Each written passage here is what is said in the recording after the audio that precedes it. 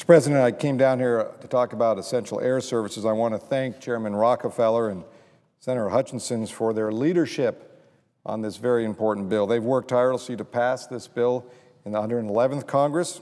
They are again putting in long hours on it this year. The bill before the Senate is an incredibly important piece of legislation. The FAA bill is about creating jobs.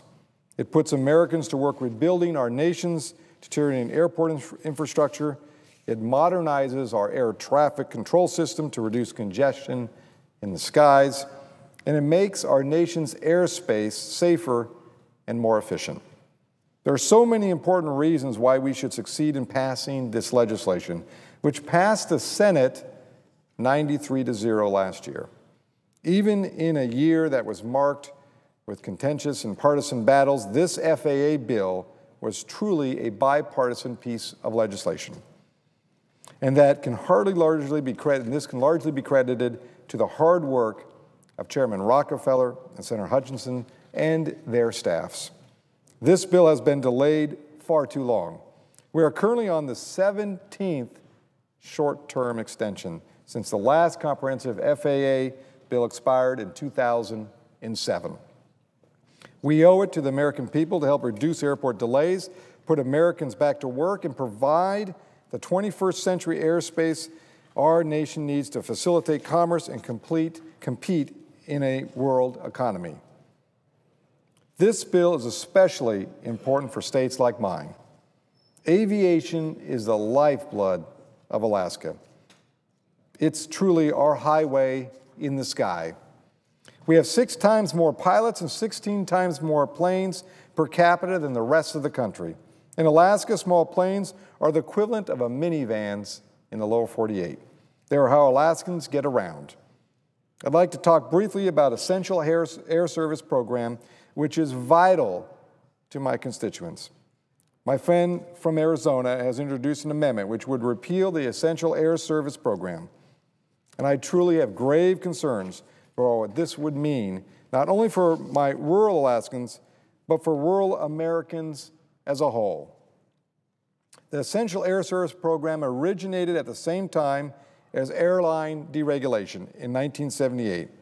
When airline deregulation passed, it gave airlines almost total freedom to determine which markets to serve domestically and what fares to charge for that service. This is not a bad thing. Some good things came out of airline deregulation. It fostered competition among airlines. It brought down ticket prices for many air routes between large urban centers. But when Congress passed airline deregulation, it also recognized that something needed to be done to protect rural communities. They weren't the most profitable routes for air carriers, so the idea was to maintain a minimum level of service. That is where the Essential Air Service Program came from. The program provided modest subsidies to air carriers to provide service to communities that would have otherwise lost all air service through deregulation. Since 1978, the Essential Air Service Program has successfully guaranteed small communities that were served by certified air carriers before deregulation. It would maintain a minimum level of scheduled air service. The program has been a vital link for rural America. There are very real consequences to eliminating this program for my constituents, especially in the 44 communities served by the EAS program. Let me show you this poster. This poster shows Alaska's limited road infrastructure. 82% of Alaska communities are not on the road system and rely on aviation as a primary means of transportation. For goods, people, mail, it all has to come by aircraft. And let me not confuse those that are watching. We did not oversize the state of Alaska. Alaska doesn't sit down here by California or in a little box somewhere. This is actually the size of Alaska in comparison to the lower 48. The red lines show the road network. Now you can imagine the road network that would be shown in the lower 48, but this is all the road network we have. So for the rest of the state, it is by air or boat. People in communities face some of the highest costs of living in the country. Rural Alaskans can't drive to a Safeway when they need something. There are no roads, and there are no safe ways. If you eliminate the EAS program, it is going to drive these prices even higher in rural Alaska. Gary Williams from the village of Cake sent me a letter about what the McCain Amendment would mean for his community. By the way, the EAS ensures Cake receives at least 3 weekly flights from a small Cessna 208 aircraft during the winter. Again, this is not a jetliner. Now, maybe in Alaska we think a Cessna 208 is a jetliner, but that's a very small plane.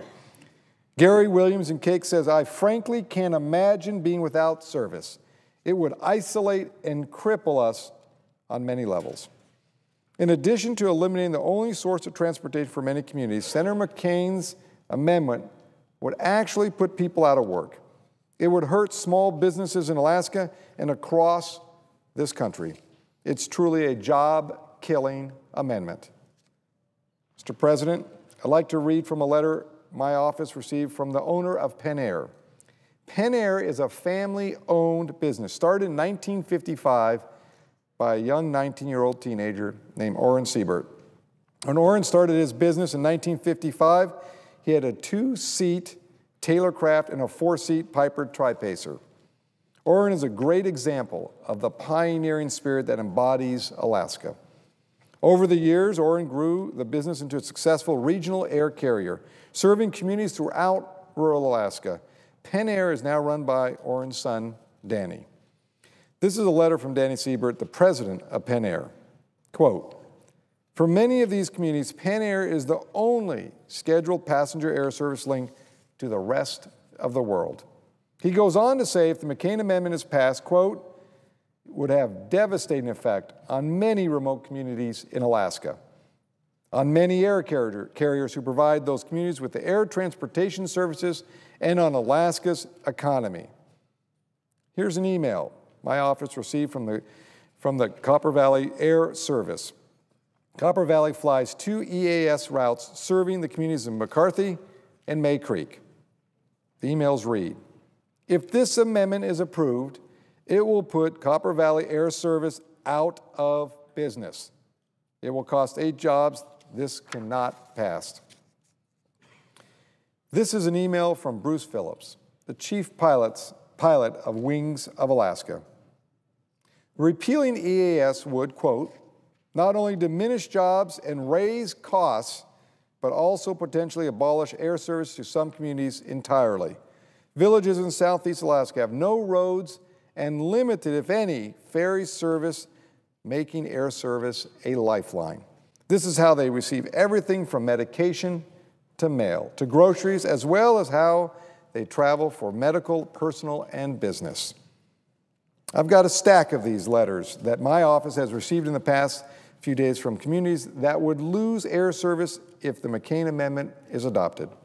From individuals in the communities who are terrified about what this would mean for the price of goods in their community. From those worried about the cost of air travel if they get sick and they need to seek medical attention at a hospital. And from small air carriers worried that they will either have to lay off employees or go under altogether. So, President, I ask unanimous consent that all these letters would be entered into the record. Without objection.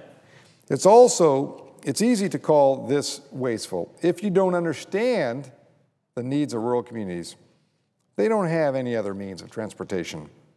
When he introduced the amendments, my friend from Arizona suggested that folks are bypassing essential air service flights to drive to a hub and hub airports where they can get cheaper fares to more destinations. Consider how that applies in my state. For the community of Adak and the Aleutian Islands, and the connection to the nearest medium hub is Anchorage. I laugh a little bit because I want to put this truly in perspective. It's almost 1,200 miles. So if you want to, as Senator McCain says, drive to the hub, you can't do that because you're here. In order to get to here, you have to go by air or catch a boat, assuming the weather is good. So his analysis that the people are just driving off to these hubs and catching flights that are cheaper is inaccurate. And he's unfamiliar, obviously, with what's going on in Alaska. To put the number in perspective, it's about the same distance from Los Angeles to Houston, except unlike Los Angeles and Houston, there are no roads between these two places. I agree with Senator McCain that we need to do something to address our nation's budget deficit. Before I started this conversation, I made some comments of the things that I've done, and I will continue to work in that vein. But I don't believe you should balance the federal budget on the backs of communities and people facing some of the highest costs of living and the toughest conditions in this country. And that is exactly what the McCain amendment would do. When Senator McCain introduced this amendment, he cited a July 2009 GAO report in suggesting that the EAS has outlived its usefulness. Well, I've got that very same report, and it's always, sometimes people, when they come to make speeches, they do selective, so I'm just going to go to page 2 on this report. This is from the GAO. This is what they said. Our review focused on communities within the continental United States, we like to refer to the lower 48, that have received EAS subsidized service. We focused our review on these communities because the requirements for communities in Alaska are different than the communities in other states, and airports outside the contiguous states are not representative of the programs in the rest of the country. I can't speak for Senator McCain's constituents in the 4 communities in Arizona that receive essential air service. Maybe the folks of Kingman and Page and Prescott and Show Low, Arizona, that receive EAS don't think it's necessary. I'm not sure if Senator McCain has checked with them, but maybe that's how they feel. But I can speak for the rural Alaskans who have contacted my office, who are terrified about this amendment and what it would mean for their community, for their way of life, for their very health and well-being of their families. We are in the midst of a recovery from an economic collapse. Mr. President, it makes no sense to eliminate a valuable program that helps rural America and puts small business to work. This amendment would take us in the wrong direction. I strongly urge my colleagues to oppose this amendment. Thank you, Mr. President. I yield back my remaining time and note the absence of a quorum.